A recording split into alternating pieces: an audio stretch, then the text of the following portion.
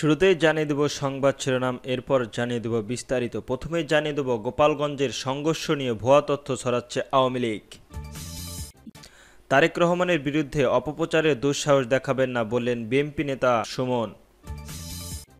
March for justice দিবস পালন করবে জাতীয়বাদী আইনজীবী ফোরাম। এবং সর্বশেষ জানিয়ে দেব গোপালগঞ্জের কারফিউ চলছে, থমথম পরিবেশ।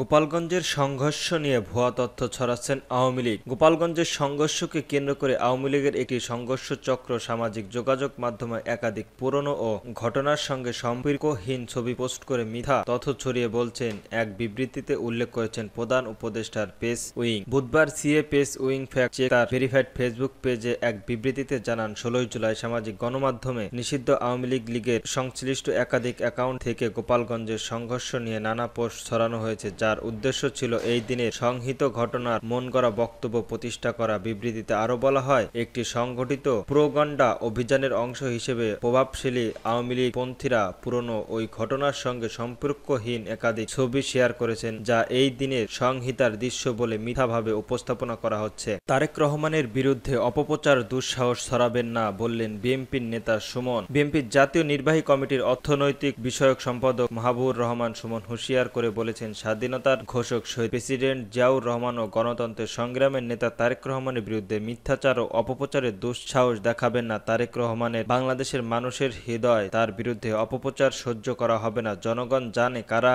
এই অবৈধ শক্তি করার এই অপচেষ্টার পেছনে কাজ করছেন। তাদের এই ষড়যন্ত্রমূলক কর্মকাণ্ডে থেকে সরে যাওয়া উচিত। আহ্বান জানাবো, সত্যের পথে আসুন, সত্যের পথে পরিহার করুন, অন্যথায় এই অগণতান্ত্রিক অপশক্তির ইতিহাস আস্থা করে নিরক্ষিপ্ত হবে। বুধবার নারায়ণগঞ্জের ২৫০০ থানার বিএনপির আয়োজনের এই বিক্ষোভ সমাবেশের তিনি এসব কথা বলেন। ২৫০০ থানায় বিএনপির অফিসের মাঠে শহীদ প্রেসিডেন্ট জিয়াউর রহমান ও বিএনপির ভারপ্রাপ্ত চেয়ারম্যান তারেক রহমানের বিরুদ্ধে অপমাননা ও মিথ্যাচারের প্রতিবাদে এই বিক্ষোভ সমাবেশ ও মিছিল কর্মসূচি পালন করা হয়। মাহবুবুর রহমান সুমন, সংস্কারের নামে জাতীয় নির্বাচন পেছানোর নতুন ফাঁদ তৈরি করা হচ্ছে, অথচ বিএনপির ৩১ দফা কর্মসূচির সকল প্রকার গণতান্ত্রিক সংস্কারের রূপরেখা হচ্ছে নির্বাচন নিয়ে ষড়যন্ত্র করা হলে জনগণ তা প্রতিহত করবে। এ সময় জনগণের ভোটের মাধ্যমে নির্বাচনের সংস্কার কেবল স্থায়ী সমাধান নিশ্চিত করতে পারে বলে মন্তব্য করেছেন বিএনপির এই নেতা। তিনি আরো বলেন, দুইটি ইসলামিক দল ভারতের এজেন্ট বাস্তবায়নে কাজ করছে। এর মধ্যে একটি ইসলামী রাজনৈতিক দলের রক্তাক্ত ইতিহাস, পাকিস্তানের দোসর থেকে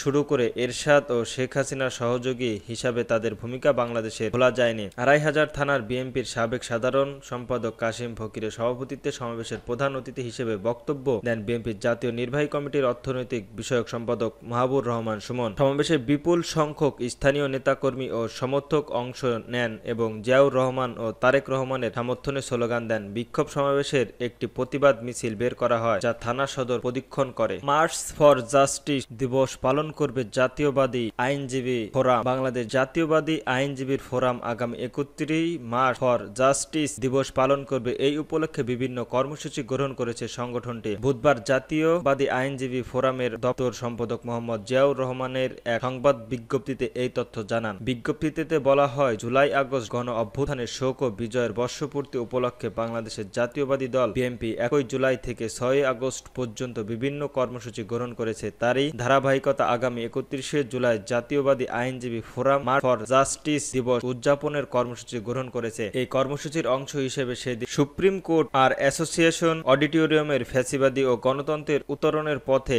আইনজীবীর ভূমিকার শীর্ষক আলোচনা সভায় আলোচিত প্রদর্শনী অনুষ্ঠান হবে। এছাড়াও এই দিনের সারা দেশের প্রতিটি জেলা বারে আইনজীবীদের পদযাত্রা কর্মসূচি পালন করা হবে। গোপালগঞ্জের কারফিউ চলছে, থমথমে পরিবেশ। জাতীয় নাগরিক পার্টির এনসিপির সমাবেশকে কেন্দ্র করে পুলিশ ও আওয়ামী লীগ কর্মীদের মধ্যে ব্যাপক সংঘর্ষের ঘটনাকে গোপালগঞ্জের কারফিউ চলছে। বৃহস্পতিবার ১৭ জুলাই সন্ধ্যা ৬টা পর্যন্ত কারফিউ বহাল থাকবে। এর আগে গোপালগঞ্জ সদরে বুধবার ১৬ জুলাই রাত ৮টা থেকে কারফিউ জারি করে জেলা প্রশাসন। আজ সকাল থেকে রাস্তায় খুব একটা গাড়ি দেখা যায়নি। অফিসগামী মানুষ ছাড়া তেমন কেউ ঘর থেকে বের হয়নি। রাস্তায় কোথাও পুলিশের চোখ পড়লেও কয়েকটি জায়গায় আনসার সদস্যদের টহল দিতে দেখা গিয়েছে। এর আগে বুধবার রাতে আওয়ামী লীগের নিষিদ্ধ ঘোষিত ছাত্রলীগ এবং অন্যান্য সহযোগী সংগঠনের সমর্থক লাঠিসোঁটা ও ইটপাটকেল নিয়ে বিভিন্ন রাস্তা ও গলিতে অবস্থান নেয়। এর ফলে র্যাব, সেনাবাহিনী এবং বিজিবির সদস্যদের শহরে তাদের টহল জোরদার করে। বিজিবির সদস্যদের সংঘর্ষ কর্মরত শফিকুল ইসলাম জানিয়েছে, অপ্রীতিকর ঘটনা এড়াতে পুলিশ, র্যাব ও সেনাবাহিনী সদস্যদের পাশাপাশি 4 platoon border guard Bangladesh BGB মোতায়েন করেছে বিজিবি সদর দপ্তর।